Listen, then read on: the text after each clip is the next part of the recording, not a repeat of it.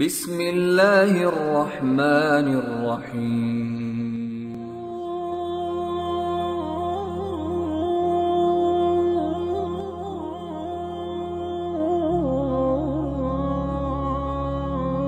دنیاوی اعتبار سے اور دینی اعتبار سے اللہ کے رسول صلی اللہ تعالی علیہ وآلہ وسلم کے بارے میں آتا ہے کہ ان النبی صلی اللہ علیہ وسلم اذا اراد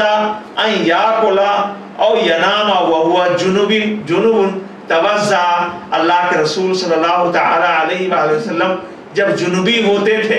جنوب جنابت آپ حضرات جانتے ہی ہیں ایک ناپاکی ہے، بڑی ناپاکی ہے جس کے لیے غسل واجب ہو جاتا ہے۔ جو اپنے بیویوں سے رات میں ہم بستری کرتے ہیں، ملاقات کرتے ہیں، اس کے بعد کی نجاست کو آدمی کو جنبی آدمی کہا جاتا ہے جب تک کہ وہ نہا نہ لے، غسل نہ کر لے۔ تو یہاں غسل کر لینا فوراً یہ لازم یا واجب نہیں ہے کہ آدمی جب ہی نہائے اس کے بعد سوئے نہ یا کچھ اور کام نہ کرے، پہلے فوراً نہا لے۔ یا عام لوگوں کے معلومات میں یہی ہے، بہت سارے لوگ یہی جانتے ہیں کہ ہم کو فوراً نہانا ہے، غسل کرنا ہے، اس کے بعد ہی ہم سو سکتے ہیں یا اس کے بعد ہی ہم کوئی اور کام کر سکتے ہیں، لیکن ایسا نہیں ہے۔ اللہ کے رسول صلی اللہ تعالی علیہ وآلہ وسلم نے اس کے بارے میں باقاعدہ طور پر ہماری رہنمائی فرمائی ہے کہ اللہ کے رسول صلی اللہ علیہ وسلم نے فرمایا کہ اللہ کو ان النبی اذا اراد ان یاکل او ینام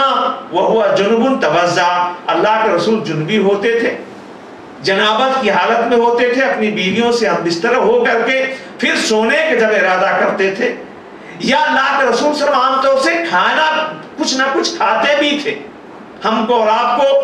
جو اس مرحلے سے گزرتے ہیں ان کو ان چیزوں کا پتہ رہتا، بھوک لگتی ہے، لوگ کچھ نہ کچھ چاہتے ہیں کہ اس وقت کھائیں، تو اللہ کے رسول صلی اللہ علیہ وسلم نے اس کے لیے فرمایا ہے وضو کر لو، اس کے بعد کھاؤ،